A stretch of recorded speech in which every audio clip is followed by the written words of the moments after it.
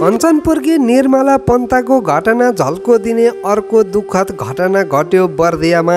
10 वर्षीय बालिकाको जबरजस्ती करनीपछि हत्या।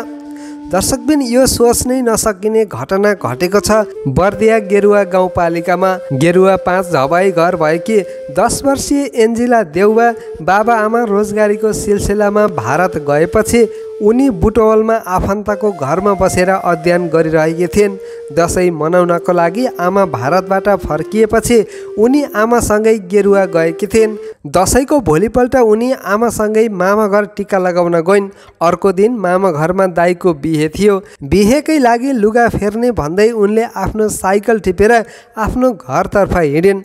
घर नजिकै थियो तर बाटो सुनसान देखिन्थ्यो। सोही सुनसान बाटोमा उनी बेपत्ता भइन्। खोजी कार्य सुरु भयो र भेटियो उनी चढेको साइकल नजिकैको खोल्सामा र चप्पल भेटियो जङ्गलको झाडीभित्र। त्यसपछि पक्कै पनि ठुलो घटना भएको हुनुपर्छ भनेर प्रहरी र स्थानीयले खोज तलास गर्दा खोला छेउैमा उनलाई हत्या गरेर नग्न अवस्थामा गाडिएको फेला पर्यो।